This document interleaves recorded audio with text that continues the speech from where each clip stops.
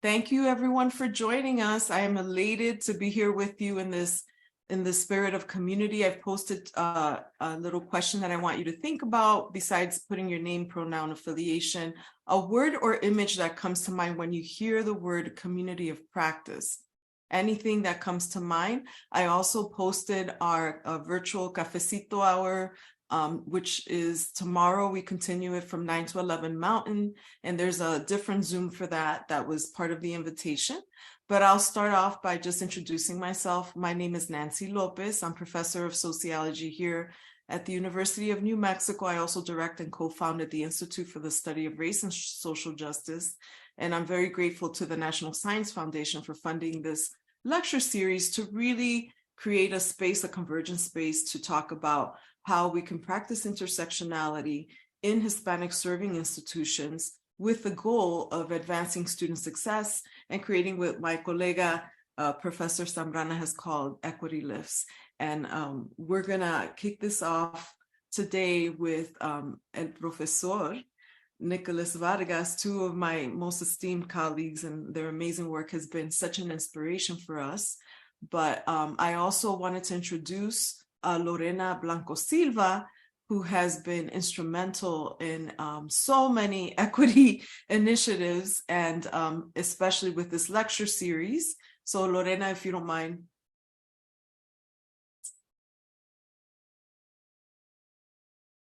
Do you want to introduce? I think you're on mute. Hi, good morning, everyone. Thank you for joining us.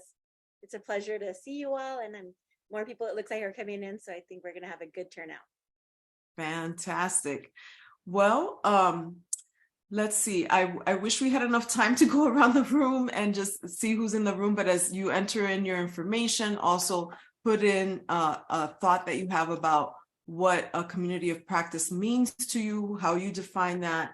And as you know, the purpose of this is to have a 30-minute or so presentation, have breakouts for a good 15 minutes, and then come back and do the Q&A with our presenters. So I am so thrilled to start off, and we're actually on time, with our first presenter, Dr. Nicholas Vargas, associate professor at the University of Florida, sociologist, who will be joining the faculty at the University of California, Berkeley very soon. I think you're there now, or is that about to happen?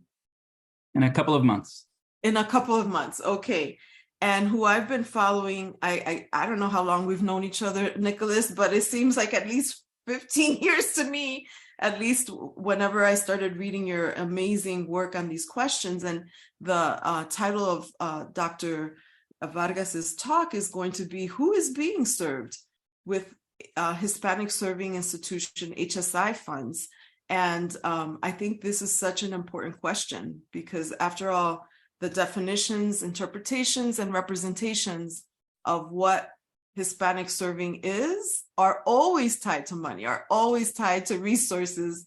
And it's important for us to embrace this critical reflexivity at our own institutions, in our own units, in our own departments, in our own programs, to see how it is that we are allocating funds. So without further ado, I could go on and on and on about all the amazing accomplishments. I invite you to read all of the work of my colleagues. I will turn over the floor to Dr. Vargas. Thanks so much. And I can share screen, yeah? I hope so. Okay. Lorena, can you try? Yes, I can. Yeah. Wonderful. All right.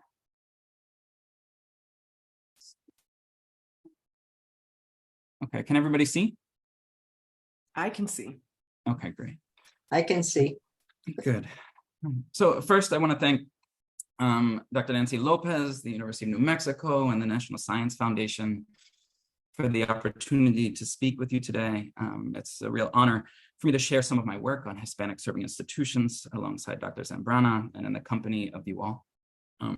Over the past handful of years, I've wandered into a new-ish area of research, into the space of Latinx higher education, with a particular focus on Hispanic serving institutions. And today I'm going to share 3 different but interrelated studies on Hispanic serving institutions that I've conducted, some with fantastic graduate student co-authors over the past few years.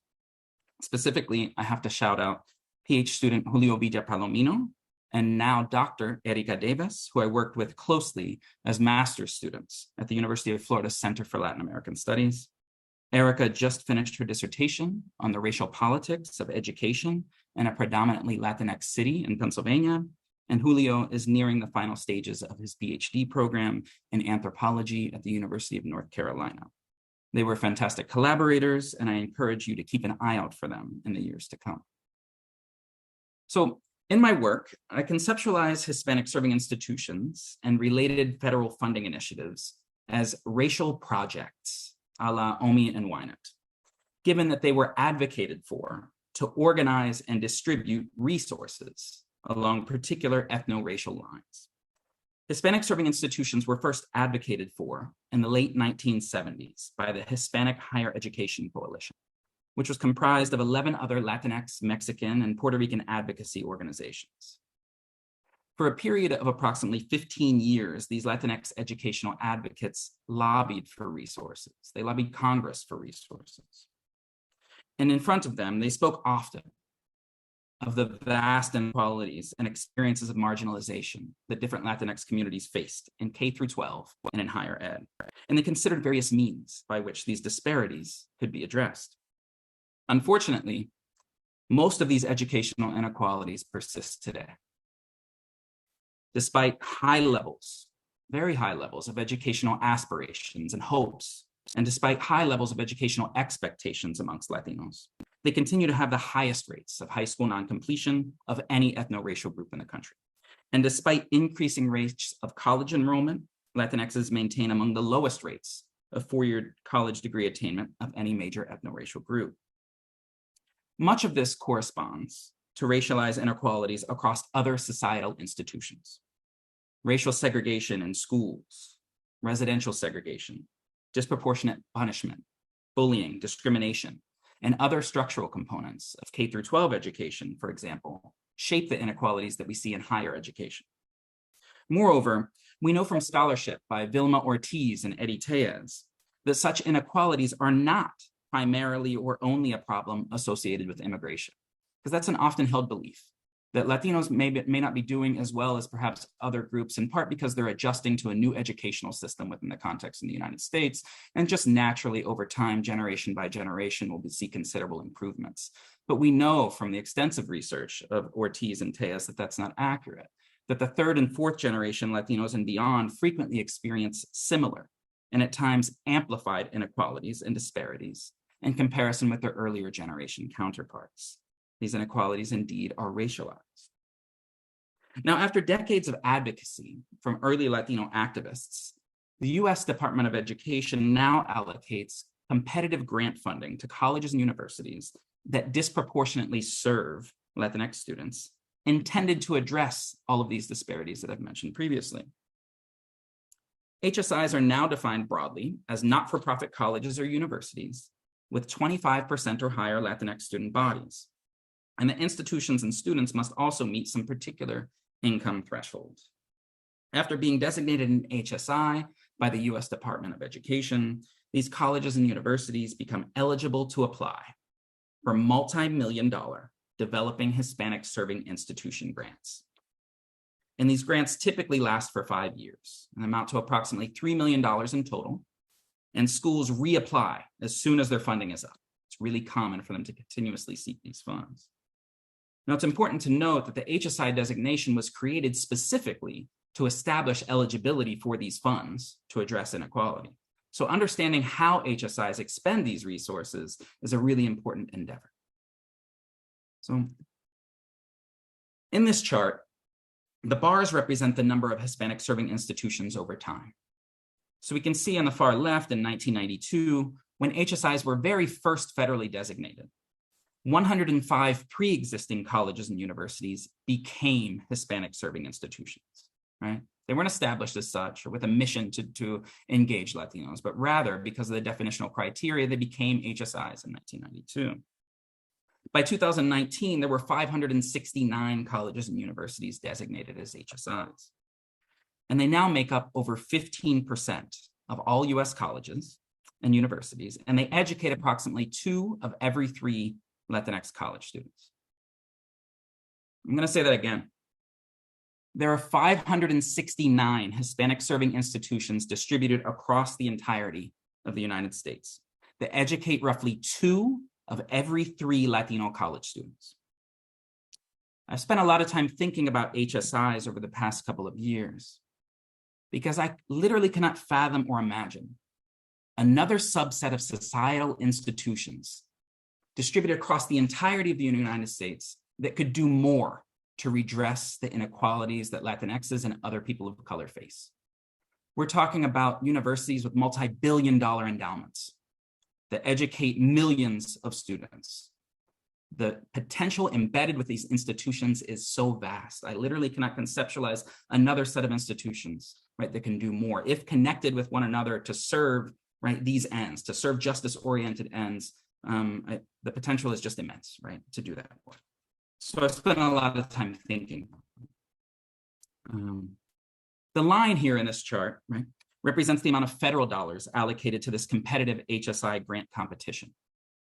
And we see that the growth rate of the funds does not match well to the growth rate of Hispanic serving institutions, which produces greater competition between HSIs for these limited resources. That is, each year there are more and more HSIs. The funds remain relatively stagnant. So that means there are more and more HSIs competing with one another over the same set of funds to help redress educational inequalities. So I wanted to ask, which HSIs are most likely to receive these multi-million-dollar grants in order to help redress unequal Latinx educations? It's important to note that HSIs can be very different from one another. Some HSIs are 95% Latinx, with 3% white student bodies. Others have 60% white student bodies. They're predominantly white institutions and barely meet that 25% threshold. Some are open enrollment community colleges along the border that accept every applicant. Others will be the #1 and #2 ranked public universities in the entire country with multi-billion-dollar endowments. Now, one might think that if these funds are to be used to truly redress ethno-racial inequalities, as early activists and advocates argued for, that maybe HSIs with larger shares of Latino students might be more likely to receive the grant funds. That is, maybe HSIs that have 75% Latino, right, a student body, might be more likely to receive these funds than those that barely meet the mark at 25%. Right? On the other hand, there are alternative theoretical frameworks related to institutional proximities to whiteness that might lead to different conclusions. As we know, colorism is a consistent feature of structural and systemic racism. And we also know that Latinxs are impacted by these dynamics. On average, lighter skin tone Latinxs have higher levels of educational attainment, household income, and generally report higher levels of well-being across societal institutions than their darker counterparts, due to systems of white supremacy that provide more advantages and opportunities to individuals who are more proximal to US whiteness. And the same is true for other groups. The same is true for Black folks. Ellis Monks, for example, recently reported in an article that the educational inequality among African Americans, that is between the lightest skin tone African Americans and the darkest skin tone African Americans, the educational inequality between them is actually larger than the educational inequality that we see when we compare whites on average to Black folks on average. That is, there are different racialized experiences among African Americans that lead to different opportunities in our racially stratified system. The same Goldsmith and colleagues reported similar findings. They found that light skin tone African Americans on average have wages that are similar to whites, whereas medium skin tone and darker skin tone African Americans experience substantial wage inequalities in comparison to whites. And of course, there's similar socioeconomic disparities by skin color among Asian Americans. But of course, in this research, I'm shifting the unit of analysis to the level of institutions to explore the multidimensionality of race at the level of institutions. And institutions obviously don't have a skin color that can make them more or less proximal to US whiteness. But the ethno-racial makeup of the institution can operate similarly. An HSI that's 70% white, for example, would be more proximal to institutional whiteness and more thought of as a white college or university than would an HSI that's 80% Latinx and 10% white. Moreover, whiter HSIs, precisely because they are whiter, might be perceived as more prestigious or to have higher status, and therefore be more likely to receive competitive minority serving institution grant funding. So in the first known study like this, I sought to explore exactly these questions. In order to do so, I used the integrated post-sec education data set. You might be familiar with this, you probably are. It is the primary and most comprehensive data collection program in the US Department of Education's National Center for Education Statistics. All colleges and universities across the country that distribute federal funds in the form of loans or otherwise are required to report institutional data to IPEDS annually. And these data have some important limitations, but they're also expansive and useful. Specifically, they include racial demographics, self-identified by students, for all designated Hispanic serving institutions. The US Department of Education also makes available a comprehensive list of all Title V grant awardees. That's the Developing Hispanic Serving Institution grant that I was talking about previously. So I'm able to explore which of all of the designated HSIs actually received these resources over a 5-year course of a grant program. So I can differentiate those that receive the minority serving institution funds from those that do not. So again, the question I ask here is which HSIs are most likely to receive these funds? And I'm particularly interested in whether the share of Latinx and white student populations are associated with grant receipt. So here are some results of a multivariate logistic regression analysis. You don't need to know all the details there, but I wanted to compare HSIs that have long been HSIs versus those that have been recently demarcated as HSIs. We have 2 lines there, one representing HSIs that have been an HSI for 20 or more years and those that newly met the mark. But the patterns across them are actually the same. On the left-hand side, what we're looking at is the probability that a Hispanic serving institution will receive Hispanic serving institution funds or minority serving institution funds based upon the percent white enrollment. And when I'm referring to percent white enrollment here, I'm referring to non-Hispanic whites, right? And what we see there is that the line increases. That is, the whiter the Hispanic serving institution, the more likely they are to receive minority serving institution funds. This is a statistically significant finding. I'm going to say that again. The whiter the Hispanic serving institution, the more likely they are to receive minority serving institution funds. This is a statistically significant finding. On the right-hand side, we look at the same graph, but we look at the percent Latino. And what we see is it makes no difference.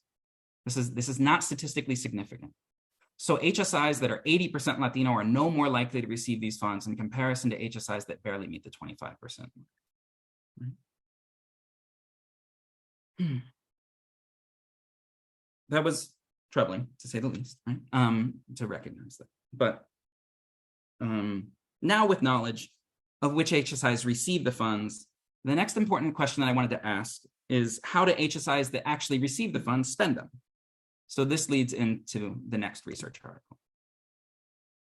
Racing to serve or racing for money? And the research question I'm engaging here is how do HSIs spend competitive Title V minority serving institution funds? And are the funds being spent in ways that earlier activists and advocates intended to undermine ethno-racial inequalities that Latinxes face? In order to explore this question, I used the same data as before, the IPEDS, but this time I also found access to 1-page grant abstracts of these Title V Developing Hispanic Serving Institution funds on the US Department of Education's website. That is, the US Department of Education lists all successful grant abstracts for the public to view. And abstracts detail the planned initiatives an HSI seeks to undertake with the MSI grants. So again, the goal here was to understand how colleges and universities spend these competitive minority serving institution resources. In order to do so, Julio Villa Palomino and I conducted a content analysis of 220 successful grants over a 7-year period. And our analysis began with an inductive line-by-line coding of 30 abstracts, roughly 4 per year, permitting categories and then key themes to emerge from the data a la Strauss and Corbin. We used this approach to assess broadly the structure of abstract content and what was being described. We secured information necessary for later stages of analysis. Initially, we were looking at things, just seeing what was popping up in the abstracts. And we would see things like, oh, curriculum. They'd spend money on faculty or infrastructure, or it would support an endowment, or it would address problems and needs. After that initial categorization, we collaboratively transitioned to a focused coding of the abstracts. to identify patterns in among those initial categories. So we could identify curricular changes that were tailored to new distance learning courses versus face-to-face, or infrastructure changes that might be tailored specifically to Latino students in comparison to changes that might be catered to the entirety of the student body. We then proceeded with a full line-by-line coding of all 220 of these abstracts. This was driven primarily by Julio in constant communication with me. And upon completion of this focus coding, a stark pattern emerged. The majority of proposed programmatic endeavors, no matter what it was spent for, curriculum, infrastructure, so on and so forth, right, were not tailored specifically to Latino students. So here, a new focused code emerged, detailing the overarching orientation of each individual abstract as either 1, a Latinx-centered approach, 2, a colorblind or race-neutral approach, or 3, a usurping approach. So I then returned to all 220 abstracts again and coded each of them along this theme: Latinx-centered, colorblind or race-neutral, and usurping. Right?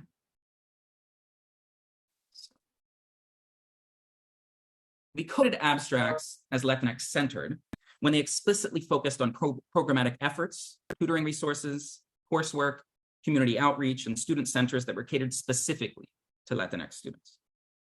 Some colleges and universities, for example, sought to hire bilingual financial aid advisors and other staff to better serve their Latinx student population.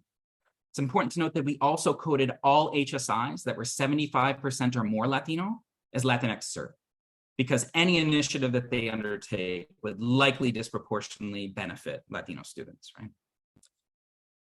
Here, we see an example of a Latinx-centered approach. I don't think I have the time to read through it, but if you've had a chance to peruse it, you get a sense of how we conceptualize Latinx serving in this instance. But I think the most important finding here is that only 11% of HSIs truly center their Latinx students and their expenditures of HSI funds. You can also see here that I provide just a brief description of the type of institution, right? So it reads Abstract 189, it's a regional four-year college, and it's a four-year, it's 41% Latino. Okay, so that's a good example of a Latinx serving approach. By far, the most dominant approach was a colorblind or race-neutral lens to spending minority serving institution grants. 85% of HSI awardees spent their funds in a manner that did not directly seek anti-racist goals or to explicitly address Latinx ethno-racial inequalities that early HSI advocates called for. And I want us to recall the results of the first study. This money is going disproportionately to whiter Hispanic serving institutions, and then it's being spent in a way that's not centering their Latinx student populations, rather it's centering the entirety of their student populations, which means that white students are disproportionately receiving or the recipients of minority serving institution funds within these institutions, and they're benefiting from those resources. Now, we coded abstracts as colorblind or race neutral for all universities between 25 or 75% Latinx that did not explicitly focus on their Latinx student population. And this made up the large bulk of abstracts. Notably, there's some important variation in this category. In some instances, colleges and universities initiated multiple programs, and maybe only one of them was focused on the Latinx student body. The majority of their planned expenditures focused on the entire student body, such that the abstract as a whole, or their efforts as a whole, were not planned in a way that directly sought to eradicate or minimize racialized educational inequality within the institution. In such instances, non-Latinx students had equal and sometimes greater opportunities to benefit from the institution's programmatic efforts as their Latinx peers. In other instances, I think like the case in front of you, the efforts were tailored specifically to all students. Here, the word Hispanic or Latino didn't even show up in the entirety of the abstract, right? It's important to note that this university is only 35% Latino, right? So they're not centering Latinos in any capacity, right? At least in their description of the grant. Last, I reflect upon a minority of cases, 4%, that sought HSI funding in a manner that knowingly supported efforts that Latinx students were disproportionately unlikely to benefit from in comparison to their peers. Funding in these cases was allocated to infrastructure, programs, and curriculums wherein whites and high socioeconomic students were generally overrepresented. Here's an example of an institution stating outwardly, right, openly, that only 3.6% of their Hispanic students have declared STEM majors, And then they plan to expend the entirety of their multi-million-dollar HSI fund on STEM majors, right? This type of allocation of funds does more to increase ethno-racial inequality within the campus. That is, they're providing more opportunities to those who are already advantaged and fewer opportunities to those that are disadvantaged. So it's noteworthy, though, right, that in a small supplementary analysis with the IPEDS data, we found some really important patterns across institutions that drew from either Latinx-centered, colorblind, or usurping approaches. The most notable pattern was related to Latino faculty representation. HSIs that were Latinx-centered in their approach to spending funds had a substantially larger share of Latino faculty, right, than those that were usurping or color evasive. So in a follow-up study, I wanted to understand more about Latinx faculty representation at funded HSIs. So here, the study is titled Latinx Faculty Representation and Resource Allocation at HSIs. And I wanted to ask, are Latinx faculty well represented at federally funded HSIs? And specifically, we wanted to go further to ask, are Latinx faculty central to the initiatives that HSIs use with minority serving institution funding? And here, we drew from a critical race theory framework with a primary focus on two tenets to help contextualize the study and findings. We drew explicitly from CRT's critique of racial liberalism and Bell's conceptualization of interest convergence. That theoretical orientation is a really central component of this article. I'm probably not going to go into detail with it here, but it's a really important kind of framework for better understanding what's happening at federally funded HSIs. Now, I use similar types of data than what I had previously in the other studies that I'd mentioned. And as a quantitatively minded social scientist, sometimes you need advanced statistical analyses, like a latent class analysis, hierarchical linear modeling, or even a multivariate logistic regression with interactions, as I used to produce some of the predicted probability graphs that you saw earlier. Those tools are useful to illustrate broad level patterns that may not be observable to the naked eye when you're looking at large data sets. And then there are cases where all it takes is some simple maneuvering and cleaning of data to produce a single and simple set of statistics. These are student to faculty ratios at federally funded HSIs. There are 10 white students for every single white tenured or tenure track faculty member at funded HSIs. There are 146 Latino students for every single tenured or tenure track Latino faculty member at funded HSIs.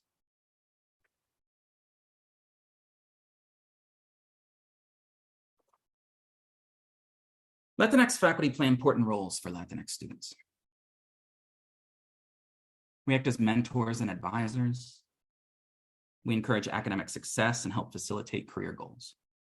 Research illustrates that shared ethno-racial positionalities and student-teacher relationships matter. Yet, if Latinx faculty are so widely underrepresented at the colleges and universities where the vast majority of Latinx students attend, this means that there are far fewer, 14 times fewer opportunities for Latino students to establish these types of relationships than there are for their peers. Notably, early Latinx advocates of HSIs, those who argued for this status, for these funds to redress ethno-racial inequalities in education for Latinos, they argued that HSIs should exhibit, and I quote, significant Hispanic staffing patterns among the faculty, end quote. Almost 40 years later, the number of Latinx faculty at HSIs pales in comparison to the number of Latinx students. And additional analyses of grant abstracts indicate that HSIs often prioritize the expenditure of federal racialized resources on cultivating their predominantly white faculty's capacity to work with diverse students. One HSI openly stated that their faculty's, and I quote, limited awareness of cultural issues may be impacting their students' learning and achievement, end quote. And they sought funding to address those issues. It's worth noting that while cultural awareness and diversity trainings may at times facilitate greater respect for individual differences, they do little, probably nothing to disrupt historical and structural inequalities. Indeed, that is not their goal. So if I could sum up all of these findings of these different studies in one sentence, it is probably this.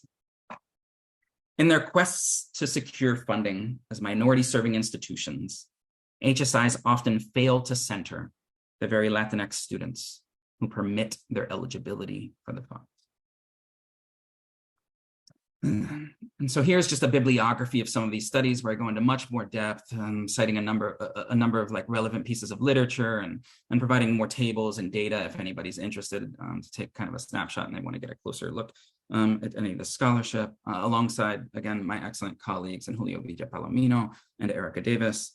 And then when I talk about HSIs, I frequently want to leave with just a quick kind of note of what the demographics are at each institution. So at the University of New Mexico, there's based upon the 2022 data that are currently on the website that I checked yesterday, there are 7 white students for every single white tenured or tenure track faculty member.